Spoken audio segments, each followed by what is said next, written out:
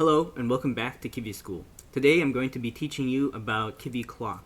Now this is going to be a clock video, and in part A we're going to learn how to start a timer, how to unschedule a timer, and very quickly why you should use properties. So let's start. I'm going to run this python main.py, and then we're going to go and look at the timer that runs only once in 5 seconds. I'm going to click it, then 1000, 2000, 3000, 4000, 5000, and then it will update all of these timers every 5 seconds, but only once, right? And if you notice, 1000, 2000, 3000, 4000, 5000, it hasn't run again. It hasn't updated these numbers. Okay, so cool.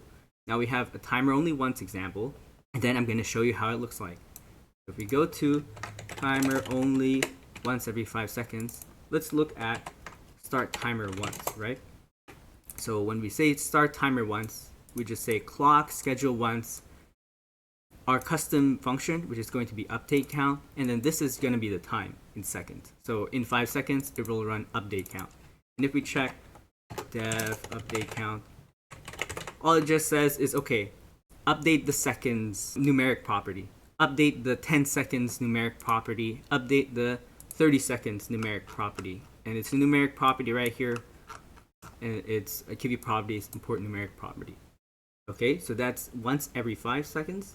Now we're going to run timer every 1 second, 10 seconds, and 30 seconds. I'm going to start a timer, and as I talk, you're going to see the numbers are going to go up, and then I'm going to show you exactly what it looks like. So how are you going to run this kind of recurring timer? The recurring timer requires a couple things. Number one, it requires Kivy clock, import clock, the top right here. And then we're going to say self.attribute clock schedule interval. And then that's going to look like this, if I can find it. Start timers. And as you can see, this attribute of the custom box layout self.single is equal to clock.schedule interval, our function, and the time. And then self.10 is schedule interval, our function, and the time. And again, our function and the time. So that is how you start some timers. Now you're going to see there's some partials. I'll cover it later. But you could very easily, without any arguments, you could just do, if you don't have to supply any specific arguments, you can just go like this. Self.update specific, and then time. And then it will call this function right here repeatedly every X amount of seconds, however much you want, and it will keep running it. Now the reason I'm doing some partials is for part B of this video, which is going to be about when you need to use partials to supply an argument, and I will show you lambdas when you have a function that cannot accept dt, which is one of the arguments that is supplied to your functions when you use a clock schedule interval. Okay, so you have a schedule interval at this time with partial, and the same function run without partial, but it will have no arguments. So that's something to keep in mind. Okay, so you run a function using this repeatedly, and then you run a function with arguments using this repeatedly.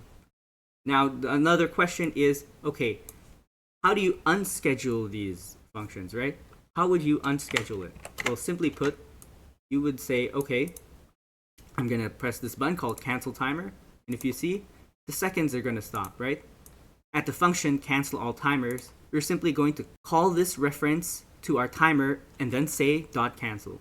That's it. Very simple. Because I have saved the reference to the scheduled clock function as an attribute on our class. Now let's say I had just done this, right?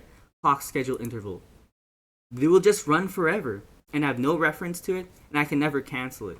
But because I said, okay, self.single, so the single attribute of this class is the schedule interval, I can always call it to say cancel. So if you want to cancel a scheduled interval, you need to have a reference to it.